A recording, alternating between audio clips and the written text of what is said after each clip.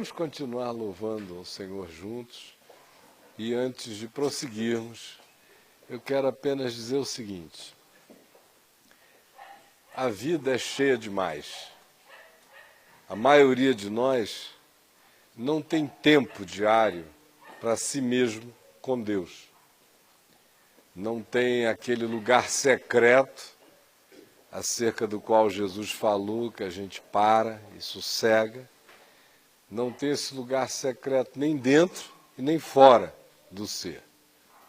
Não tem dentro, porque a gritaria interior, o vozerio é muito forte. Podem sentar para cá, ó, tem muito lugar aqui, tem lugar ali, podem chegar.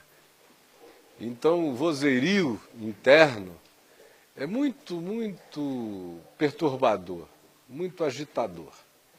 E do lado de fora ninguém pode esperar a condescendência de um planeta como este, no mundo, com todas as freneticidades desse nosso mundo. Porque a maioria não sossega nunca a alma. E é uma pena que, em não sendo assim, o que já é trágico, você ainda chegue aqui e continue viajando com os seus pensamentos para lá, para cá. Aí o que vai sobrar é apenas uma experiência psicológica tênue, sem quase significado nenhum. Muito parecida com aquela que você teria numa reunião do Lions Club do Brasil, do Rotary, ou até mesmo de uma maçonaria leve. Porque numa maçonaria mais pesada, a maioria das pessoas se concentra muito mais.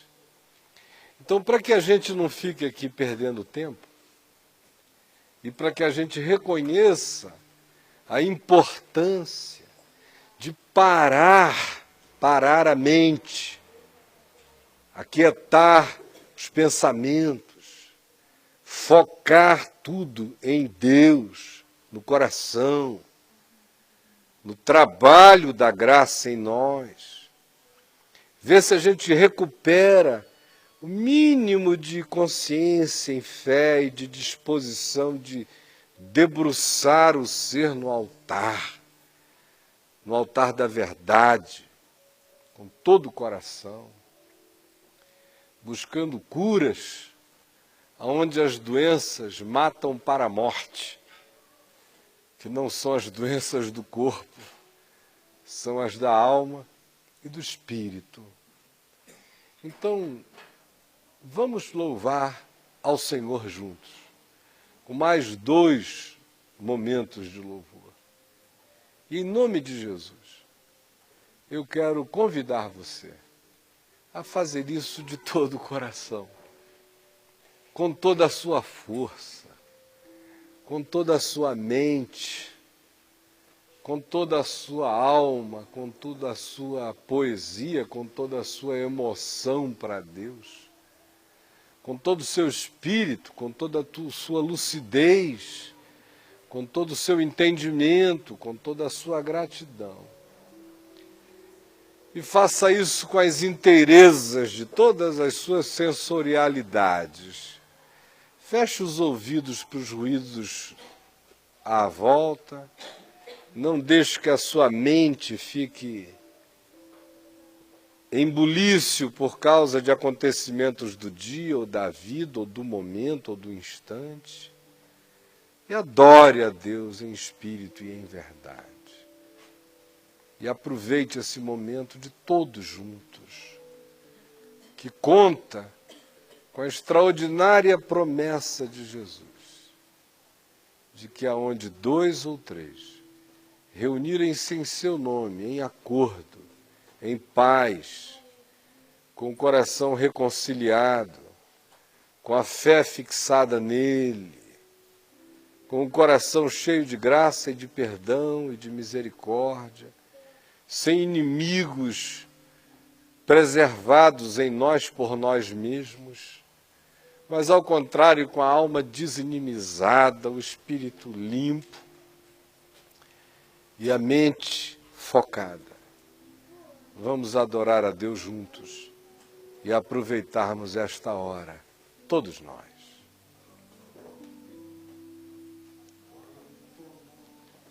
és Rei do universo, glória enche a terra e enche os céus. Glória enche a terra, tua glória enche os céus. Glória enche minha vida, Senhor.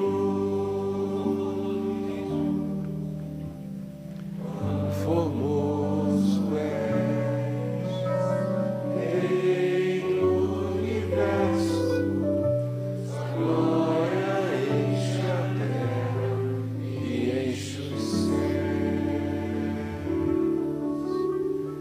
Glória enche a terra, sua glória enche os céus. Glória enche a vida, Senhor. Maravilhoso é estar em tua presença. Maravilhoso é poder te adorar.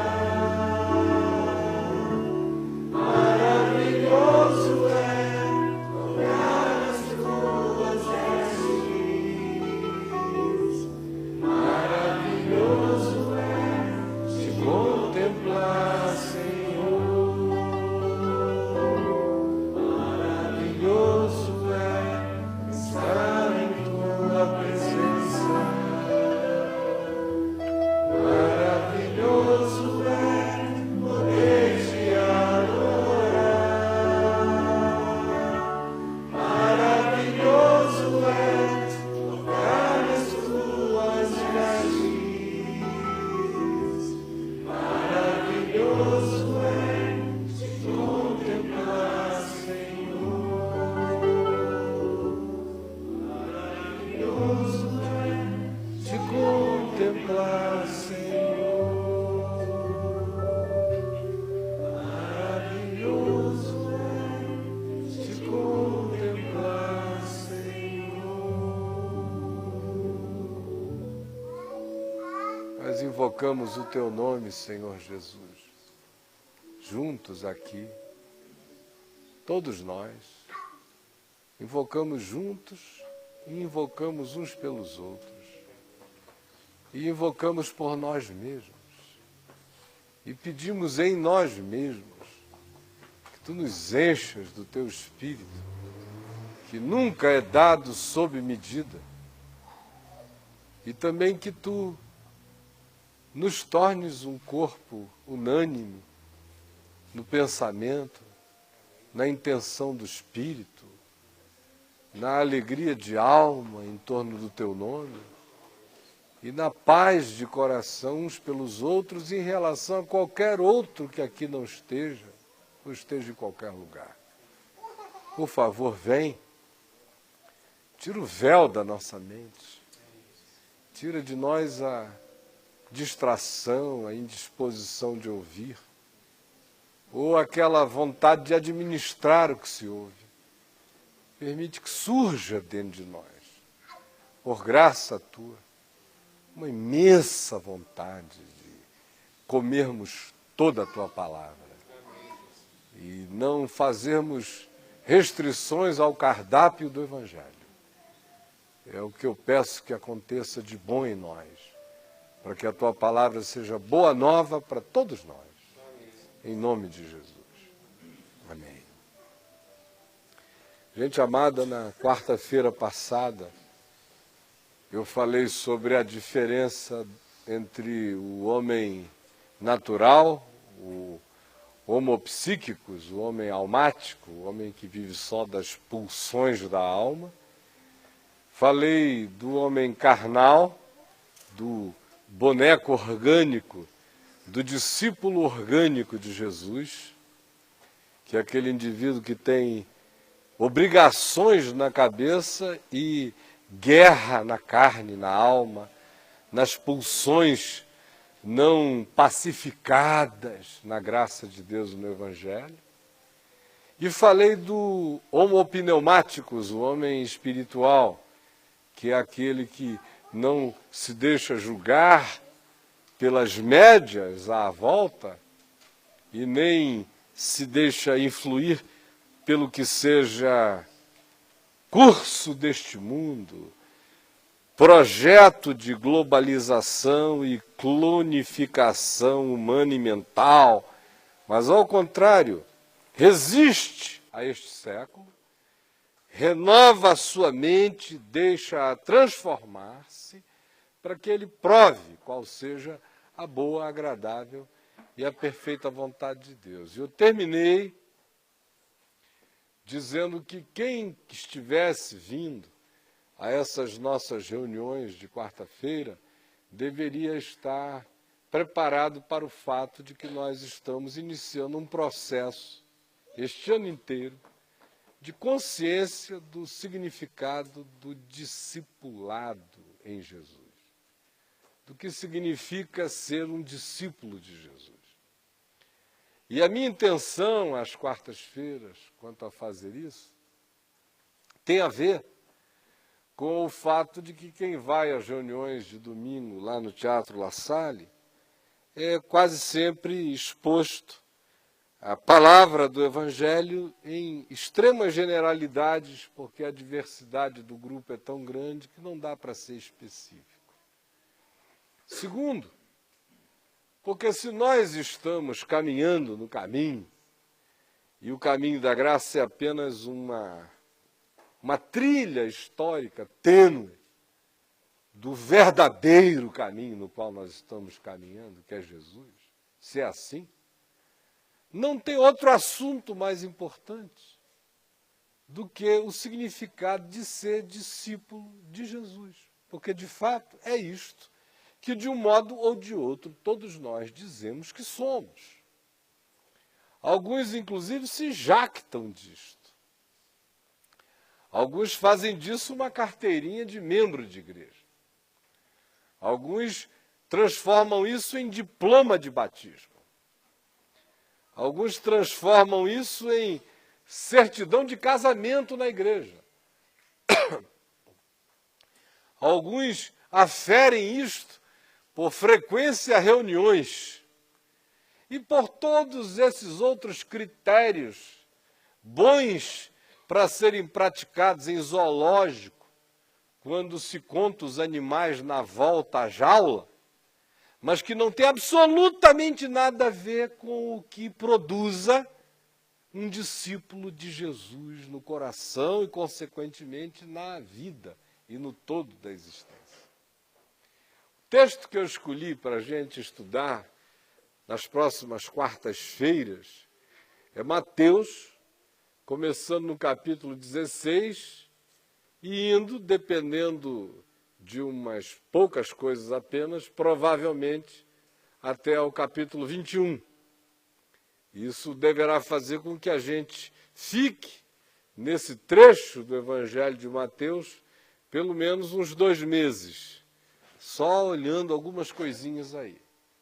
Hoje, eu quero iniciar fazendo a leitura que começa aqui no verso 13 do capítulo 16, e eu vou ficar apenas até aqui ao final dessa primeira parte, no verso 22, e na quarta-feira que vem a gente volta de novo, porque hoje não vai dar para esgotar nada, nem básico, do que eu quero dizer nesses primeiros versículos aqui.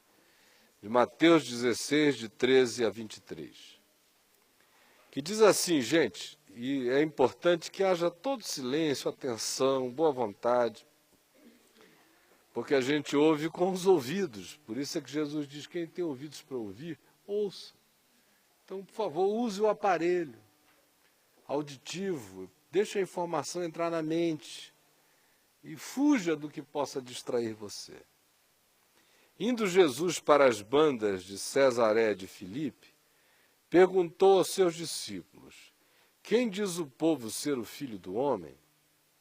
E eles responderam, uns dizem João Batista, outros, Elias, e outros, Jeremias ou algum dos profetas. Mas vós, continuou Jesus, quem dizeis que eu sou? Respondendo Simão Pedro, disse, tu és o Cristo, o Filho do Deus vivo. Então Jesus lhe afirmou, bem-aventurado és, Simão Bar-Jonas, porque não foi carne e sangue quem tu revelou, mas meu Pai que está nos céus. Também eu te digo que tu és Pedro, e sobre esta pedra edificarei a minha igreja e as portas do inferno não prevalecerão contra ela. Dar-te-ei as chaves do reino dos céus. O que ligares na terra terá sido ligado nos céus, e o que desligares na terra terá sido desligado dos céus. Então advertiu os discípulos de que a ninguém dissessem ser ele o Cristo. Desde esse tempo, começou Jesus Cristo a mostrar a seus discípulos que lhe era necessário seguir para Jerusalém e sofrer muitas coisas dos anciãos, dos principais sacerdotes e dos escribas, ser morto e ressuscitado no terceiro dia. E Pedro, chamando Jesus à parte, começou a reprová-lo, dizendo, tem compaixão de ti, Senhor, isso de modo algum te acontecerá. Mas Jesus, voltando-se, disse a Pedro, arreda, Satanás, tu és para mim pedra de tropeço, porque não cogitas das coisas de Deus, e sim das coisas dos homens. Os discípulos já vinham andando com Jesus há algum tempo, até que chegaram neste momento da estrada, do caminho, da jornada. Alguns tinham chegado logo no primeiro momento. Foram convidados por amigos, por irmãos, por sócios, para virem dar uma olhada no que estava acontecendo, ficaram e foram convidados a ficar. Alguns deles foram separados do grupo, um número de 12, e passaram a ser chamados de apóstolos, que significa enviado, significa mensageiro, significa portador de um recado. Isso é um apóstolo. Não é esse ser com um anel desse tamanho de bispo, nem com uma mitra na cabeça, nem com um báculo na mão, nem nada disso. E nem tampouco esse ser bruxiliante e imacumbado com o poder de amaldiçoar os que não contribuírem financeiramente, deixando-os sob profunda desgraça até que se arrependam e dizimem para o bolso do apóstolo. Não. Apóstolo, no Novo Testamento, é um garoto de recado. É um ser muito pequenininho, mas que teve o privilégio de ouvir de Jesus e reter a palavra. E ele só seria apóstolo se fosse apóstolo. No dia que ele pregasse outra mensagem, ele deixaria de ser apóstolo de Jesus. Passaria a ser apóstolo de qualquer outra coisa. Portanto, um apóstolo não era um título, não era um cargo vitalício, não era uma posição biônica e nem tampouco era algo fixo. Se Judas tivesse traído e não tivesse suicidado, vocês acreditam que ele continuaria a ser um dos 12 apóstolos? No ato da traição não reconciliada, rompia o vínculo. Simples assim. De modo que apóstolo se faz todo dia, se renova todo dia, se converte todo dia, se reafirma todo dia, na medida em que ele carregue a mensagem inalterada.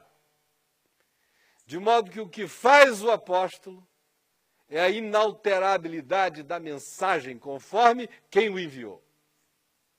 Porque quem o enviou diz, eu estou dizendo a vocês as palavras de quem me enviou. Por isso o escritor de Hebreus diz que Jesus é o apóstolo das nossas almas, porque ele é quem carrega esse verbo inteiro de Deus para nós. E ele disse, eu estou apenas dizendo o que eu ouvi do meu Pai.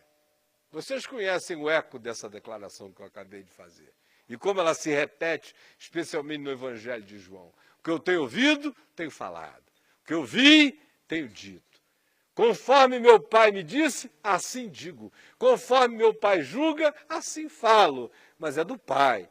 E eu não posso alterar o que aquele que me enviou me deu para dizer. Do mesmo modo, ele disse assim, como o Pai me enviou, também eu vos envio. Do mesmo modo como eu trato a mensagem que o Pai me deu, tratem a minha.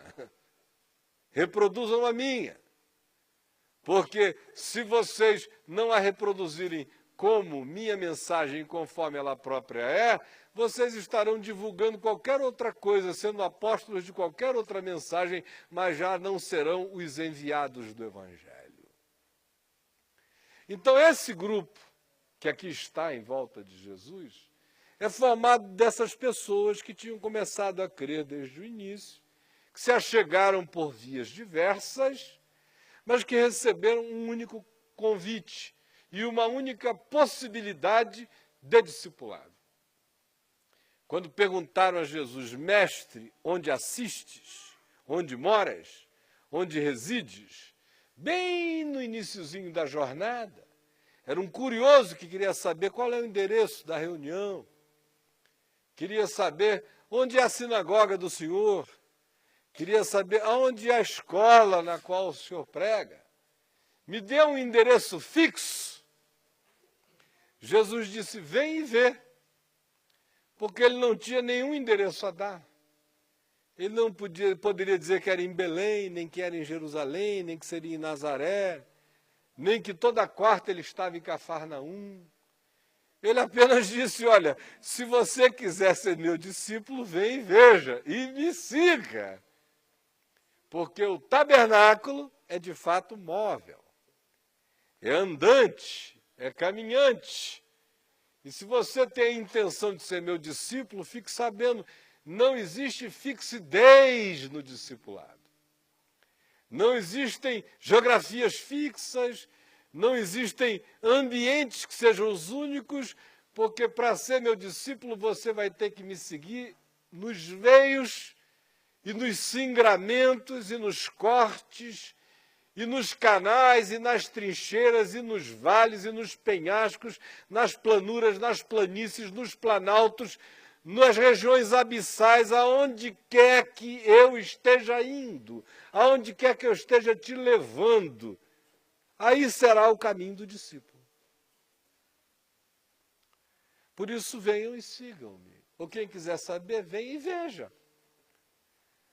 Portanto, nós não estamos falando aqui de algo que acontece num lugar de reuniões.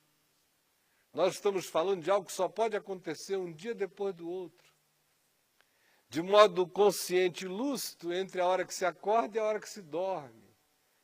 Mas também de modo inconsciente e aberto à palavra até quando se dorme. É algo para o todo da vida, sem interrupção, sem férias, sem dias santos para santificarem os caprichos do nosso egoísmo ou da nossa mesquinharia. É um convite para toda hora, para todo tempo. É uma jornada sem paranoia e sem neurose, porém de renovação automática constante da mente, de suspeição permanente a respeito das mudanças sutis e desviadoras do nosso próprio pensamento em relação ao Evangelho, de modo que todo dia, muitas vezes por dia, eu tenho que trazer meus pensamentos, minhas emoções, minhas opiniões, as fixações dos meus desejos ao crivo do Evangelho, da palavra da vida. Do contrário, eu começo discípulo e termino outra coisa. Então o grupo que está aqui é este. Já vem andando com Jesus. Aqui mesmo no capítulo 16, do verso 1 ao verso 12, se diz que Jesus inicia fazendo a eles uma advertência em relação aos fariseus e aos saduceus. Verso 1 do capítulo 16. Cuidado com essa moçada, com os saduceus e com os fariseus. Os saduceus eram, em geral, oriundos da classe sacerdotal de Israel. Formavam também um partido político de centro-direita, alinhado sempre com Herodes e com as linhagens herodianas e, por consequente, com os romanos, porque interessava a eles a manutenção do seu próprio poder como controladores do templo em Jerusalém, do ofício, do rito, da arrecadação. Era onde rolava a grana, era onde os fariseus queriam estar, naquele ambiente religioso de muito controle, muita sobriedade sacerdotal, muita pompa, muita manifestação de importância e de imponência, uma elite política que se relacionava com os poderosos que controlavam o país, ou seja, tantos procônsules romanos indicados, quanto aqueles que fossem, eventualmente, os reis postiços de Israel, como os Herodes conseguiram durante um período de praticamente 100 anos. Então, ele diz, olha, cuidado com os saduceus. Também acerca de quem aqui no Novo Testamento se diz que era um grupo que não cria em nada. Eles não criam em espírito, eles não criam em anjo, eles não criam em demônio, eles não criam em diabo, eles não criam na ressurreição dos mortos. Eles malmente, como diz o pessoal da minha terra, malmente criam em Deus, assim, bem de raspão.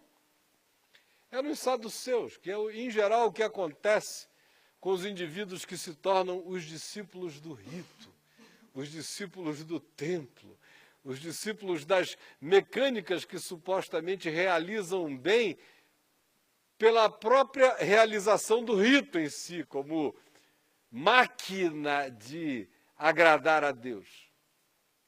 De outro lado, ele diz, tomem cuidado com os fariseus, que era uma moçada de centro-esquerda, que mantinha uma relação tensa com o poder do templo, com o poder romano, mas nem tanto, porque eles não queriam bater tão de frente, eles não queriam ser esvaziados de poder, e o poder deles era oriundo do zelo, da ortodoxia, do literalismo, do moralismo, do behaviorismo, do condutismo deles, segundo a lei de Moisés, indo eles aos extremos de detalhamento, de tentativa de encarnação legal e cerimonial das descrições da lei, que faziam deles esses seres carregando caixinha de couro na testa com um pedacinho da lei, com o braço amarrado, com pedaços da lei, com a lei presa em tudo que é lugar, e na porta da casa,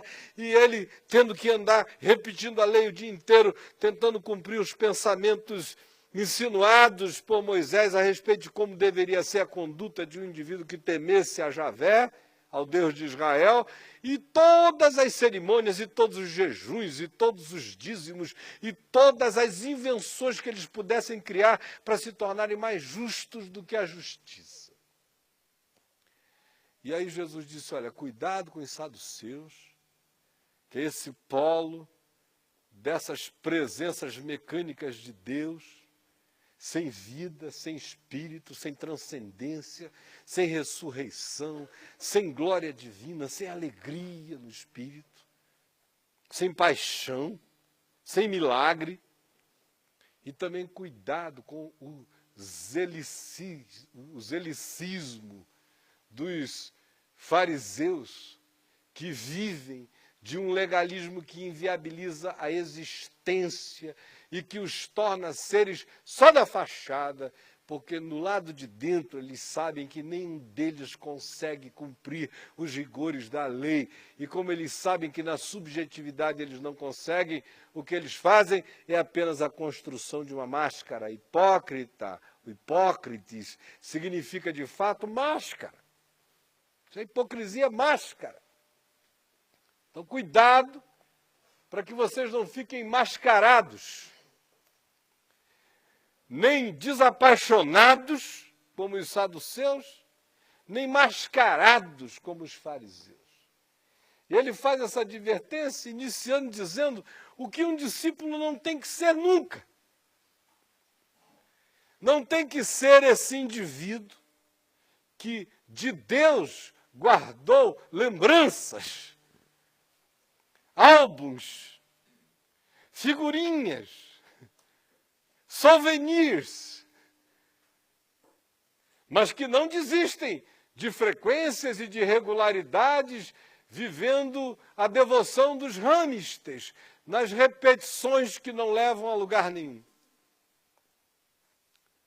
Nem tampouco sejam desses que vivem de projeções, afirmações, declarações e abusos de poderes espirituais e de superioridades morais e de culto a vocês mesmos, como os fariseus, porque no fim isso constrói apenas um ser que não é. Apenas tira a alma, apenas mata a verdade no íntimo, apenas destrói a sinceridade.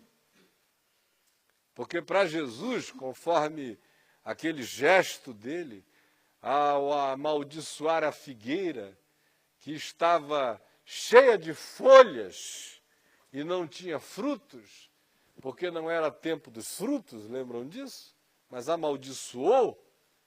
O que ele estava querendo dizer, e quem conhece um pouquinho da botânica da Palestina fica sabendo que a figueira dá primeiro os seus frutos, depois é que aparecem as suas folhas. De modo que quando uma figueira já está cheia de folhas, é porque ela já está entupida de fruto dentro. Agora uma figueira cheia de folha, que não tem fruto nenhum, é farisaica. É como Israel dos dias de Jesus. É a figueira cheia de folhas, que não tem fruto. Essa morre. Essa recebe a profecia da hipocrisia e seca. Então, para ele, é melhor uma figueira verdadeiramente pelada, mas honestamente figueira, do que uma toda vestida de folhas sem fruto nenhum. Porque para Jesus o que interessa não é o fruto, não é a aparência dele. Uma figueira pelada tem chance no tempo próprio dar o seu fruto. Uma que conseguiu inverter a ordem e dar primeiro folhas e nunca apresentar frutos, essa aí se tornou híbrido de uma perversidade inconversível, que só vai endurecendo mais o coração. Então, esses discípulos, acerca dos quais nós estamos falando, chegam aqui neste ponto em que a gente lê no capítulo 16, no verso 13, indo para Cesareia de Filipe, para o norte do país, na direção do Monte Hermon, das nascentes do Jordão, tendo ouvido de Jesus anteriormente, de maneira enfática, essas duas afirmações. Cuidado com a doutrina dos saduceus. Cuidado com a fé que é só plástica, que é só estética, que é só mecânica, que é só rito, que é só frequência, que é só comportamento.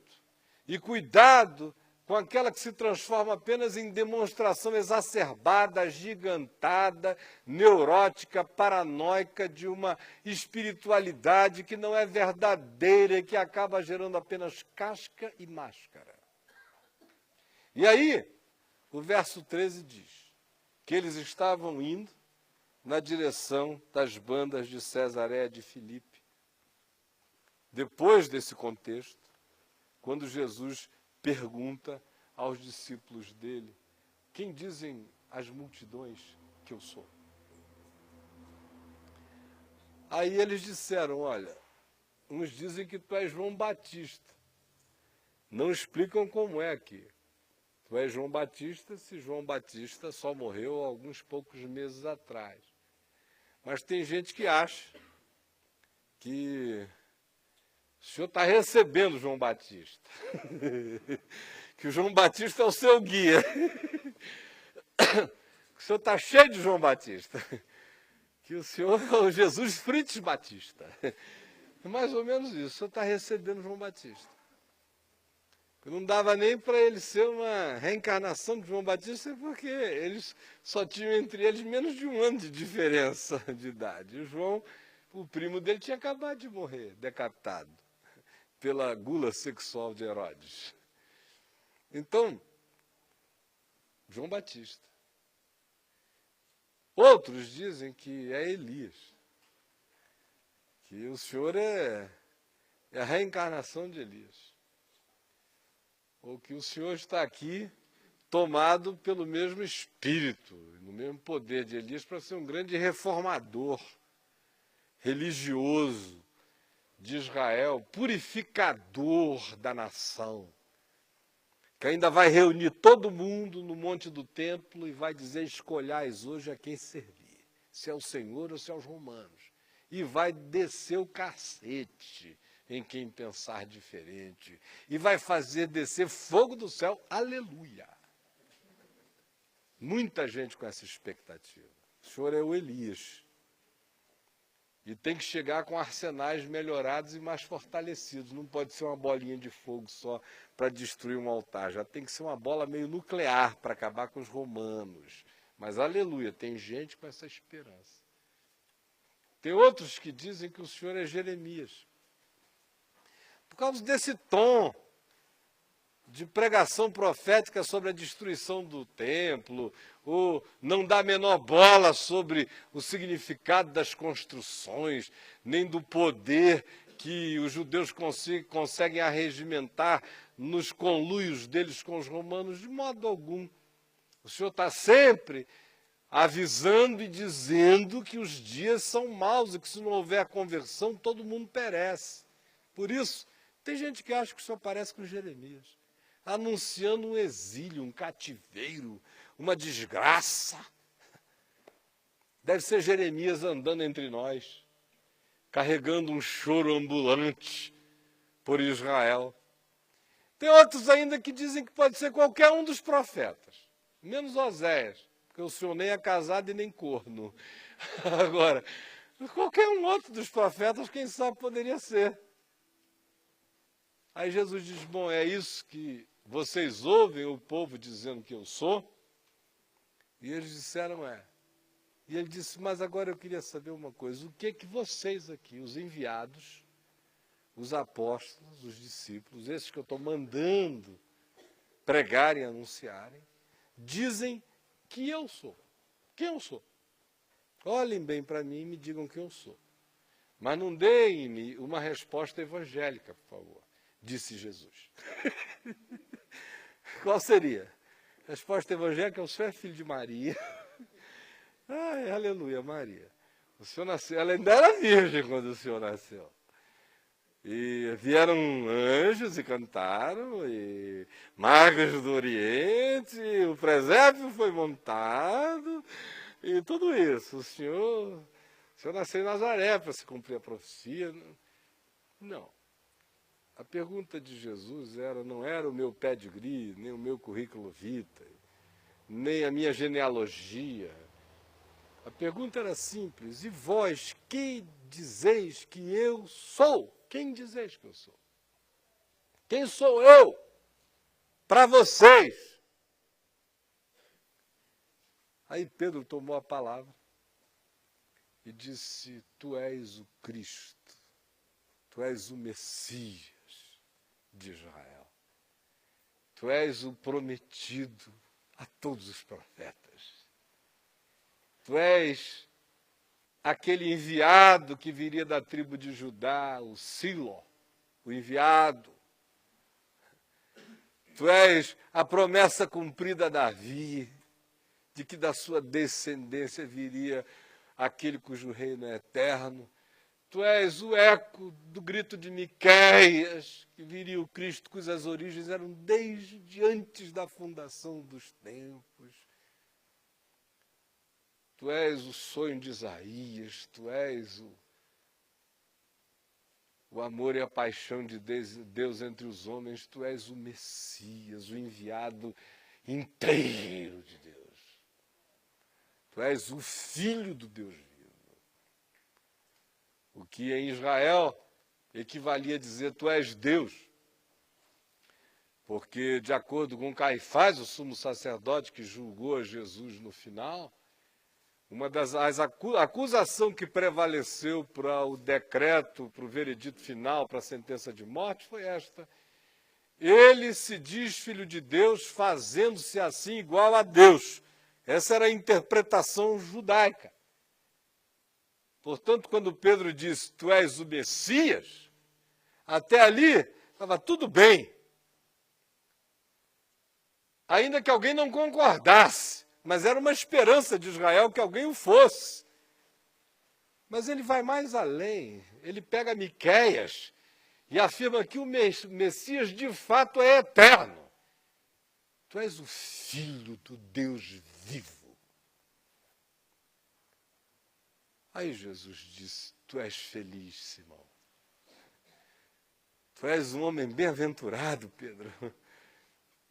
Porque não foi carne, não foi sangue, não foi intelecto, não foi teologia, não foi junção de imagens, não foi concatenação, não foi a capacidade de elocubrar, não foi a cerebração, não foi a filosofia, não foi autoiluminação, não foi autogenialidade, não foi nada disso que a gente revelou essas coisas.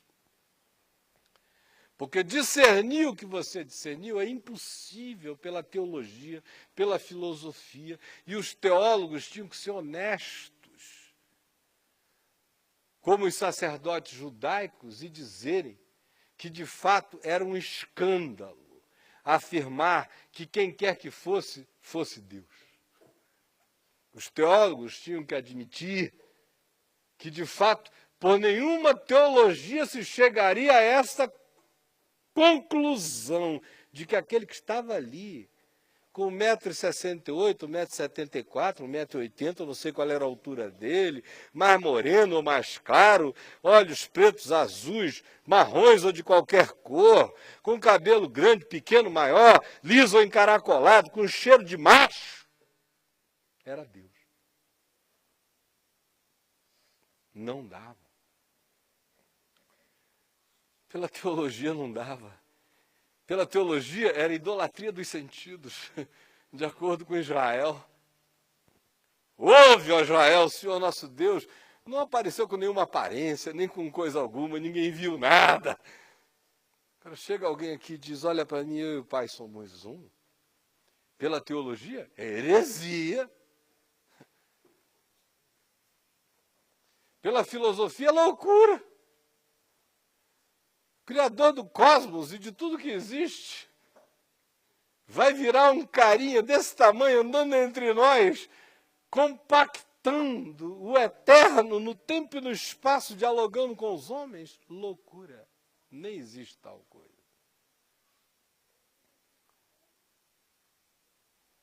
Por qualquer que seja o meio, a via, o veio, não existe tal coisa. Pedro, não foi carne nem sangue quem tu revelou essas coisas, mas foi o meu Pai que está nos céus. Porque se isso não vem por revelação do Pai, não vem por cogitação humana, nem por elucubração humana, nem por qualquer outras coisas. Se você diz, não, eu nunca tive esse problema, eu já nasci crendo nisso, eu diria a você que esse é um grande equívoco seu. Ninguém nasce crendo em Jesus. Ninguém. Nenhum de nós, porque carne e sangue não produz isso. Genética não produz isso, o berço não produz isso. Pai e mãe não geram isto. Não nasce da carne nem da vontade do homem, mas só nasce do Espírito. Então, ser discípulo de Jesus é algo que começa com a invasão do sobrenatural na vida da gente. Do contrário, você é discípulo do cristianismo. Você é discípulo dos evangélicos, você é discípulo dos católicos, você é discípulo dos espíritas kardecistas que leem o evangelho antes da sessão começar. Você é discípulo de qualquer coisa, menos de Jesus. E é possível você ser discípulo de Jesus sem conhecer Jesus. E aí, não tem discipulado de Jesus, mas tem o presépio do discipulado, que é o que a religião oferece e a gente compra de maneira iludida e equivocada. Porque o discipulado de Jesus só começa, minha gente, quando a gente recebe uma invasão definitiva da luz da revelação, quando ela entra aqui. E aí o absurdo se instala em mim. E aí eu me torno filho da loucura de Deus. E aí eu me torno discípulo do escândalo dos escândalos. E aí eu digo que diante de mim, encarnado como um homem no tempo, espaço, na história, com todas as implicações disso, estava Jesus e que Jesus é Deus. E dizer isso sem ser por repetição da vovó, do vovô, do papai, da mamãe, do padre, da catequese, do catecismo, mas dizer isso por uma convicção que poderia me colocar diante das portas do céu ou do inferno, na glória ou no abismo, com o meu ser sem poder negar esta manifestação. Como Dostoiévski disse, preso, quando alguém insinuou alguma coisa sobre o fato de que as circunstâncias eram tão perversas à volta que a única concepção possível seria algo ateu em relação a Deus, ele disse, olha, se alguém me disser que Deus não existe, que não existe céu, que não existe inferno, que Jesus não era quem Jesus dizia ser, que os evangelhos foram uma construção humana que esteja provado que assim foi. O que existe aqui dentro de mim é maior do que a crença em Deus, é maior do que recompensas celestiais ou pavores infernais. O que existe aqui dentro de mim nunca teve seu amparo na opinião de teólogos. Se alguém viesse para mim e me dissesse o que você está dizendo, o que eu diria era, fique com Deus, fique com o céu, fique com o inferno, fique com tudo. Eu sigo sozinho, sem Deus, sem céu, sem inferno, sem nada, com Jesus. Tem gente que pensa que o cara está dizendo que é possível tudo mais sem Jesus. O que ele está dizendo é que tudo mais não é possível sem Jesus, que Jesus é tudo. Agora, isso só entra na gente por revelação do Pai. Do contrário, a gente aprende catecismos, aprende doutrinas, discute com testemunhas de Jeová, com adventista, com espírita, com católico, sai no pau na universidade, briga no trabalho, se estressa com os vizinhos, defende Deus, ofende os ídolos, faz tudo o que crente faz, sem nunca ter se tornado discípulo de Jesus, porque ele tem medo de morrer,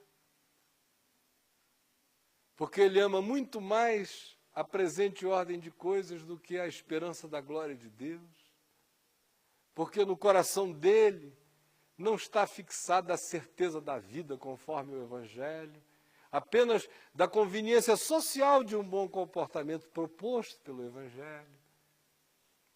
Mas na hora que o médico diz, sinto-lhe dizer, você está com câncer, a fé acaba. Sinto-lhe informar, seu filho está com AIDS. O cara diz, ai Deus, porque o meu?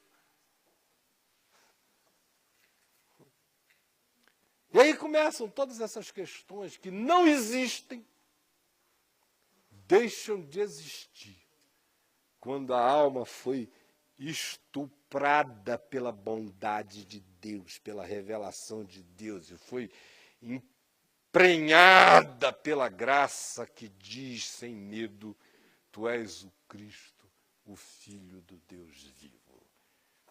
E essa não é uma declaração para os outros, nem para fora, nem uma tentativa marqueteira de divulgar Jesus. É um cara a cara com Deus, dizendo: para mim tu és isso, é para mim.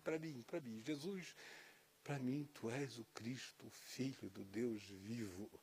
Depois ele mesmo viria dizer, quando muitos abandonaram, e ele ficou junto com poucos, e Jesus disse: não quereis vós também retirar-vos?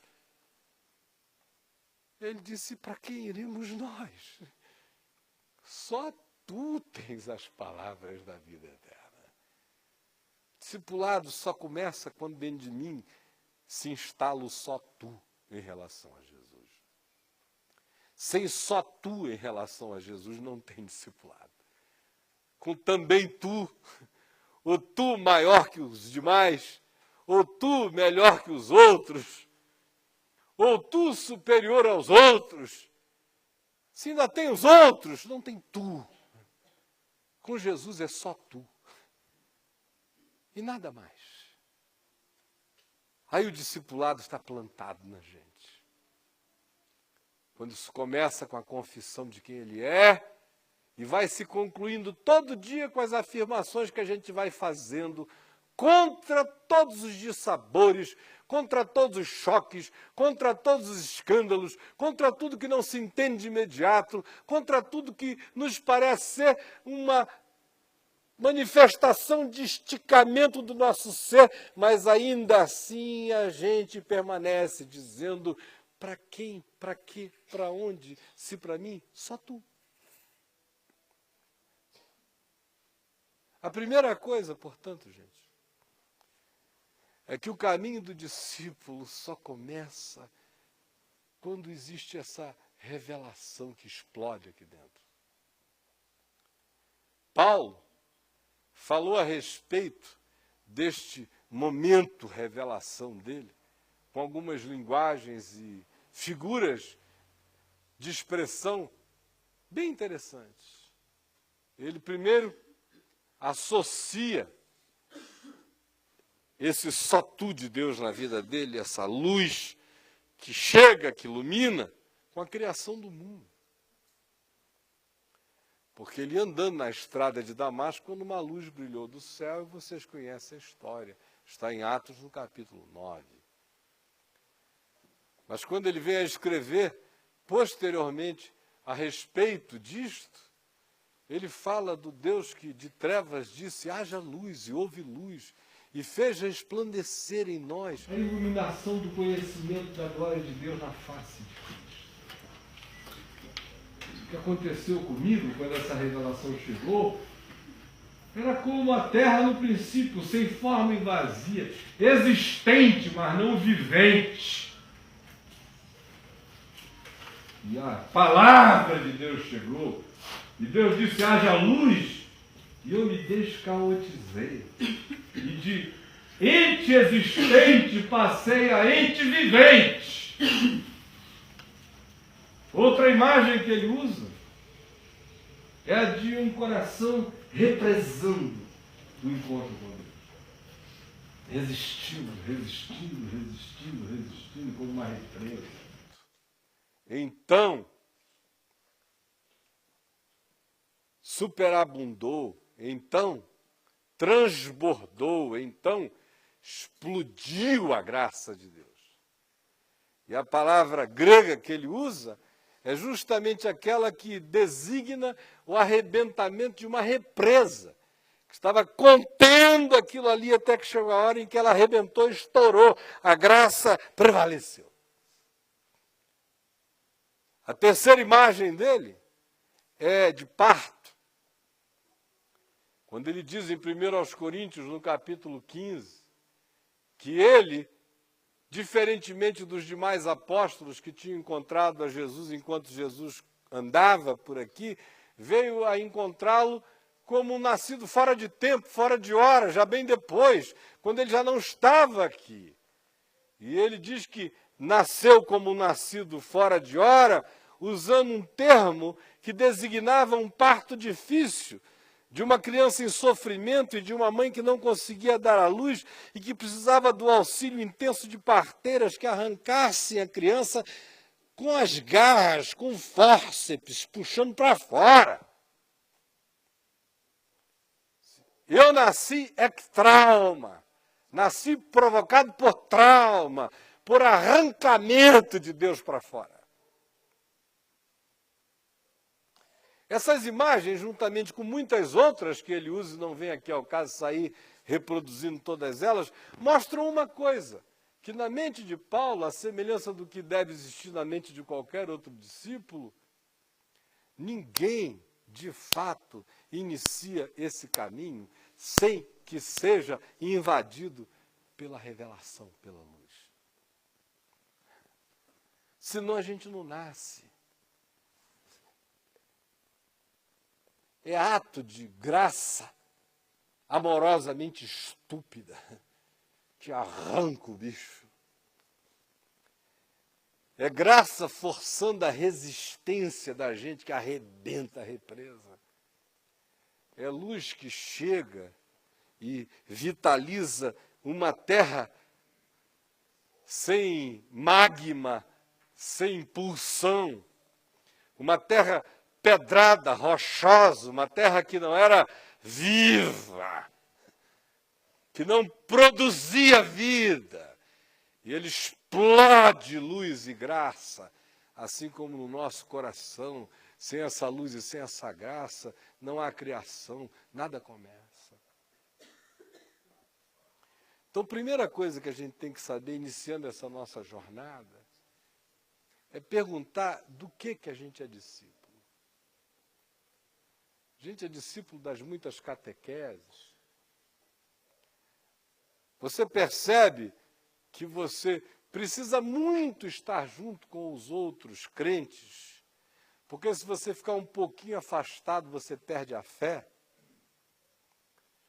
Você é do tipo que se converteu e rompeu todas as suas amizades com o chamado mundo, porque senão você não iria jamais caminhar na fé. Você é do tipo que, se ficar exposto a pensamentos muito diferentes do seu, você se sente meio angustiado, porque parece que as suas convicções estão sendo roubadas. Você é daquele tipo que fica desesperado quando alguém diz alguma coisa sobre Jesus que possa lhe parecer que na cabeça dos outros Jesus vai se tornar menos desejável.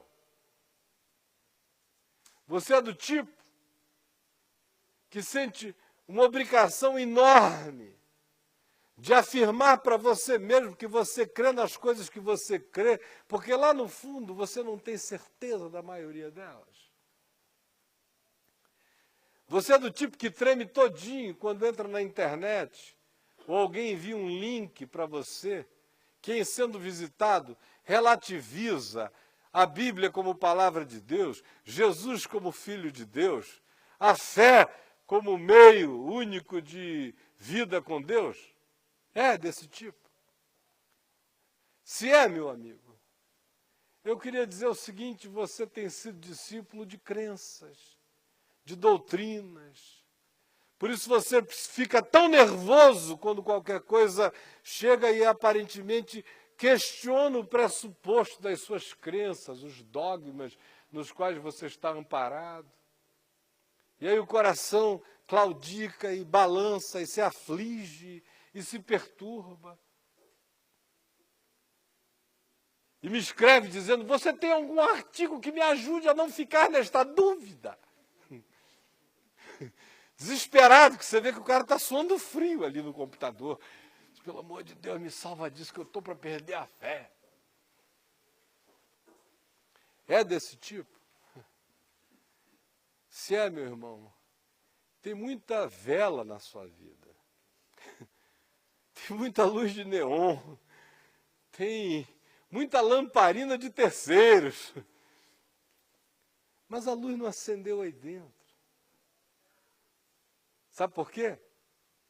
Olha como é que Jesus começa. Ele começa perguntando o que os outros pensam.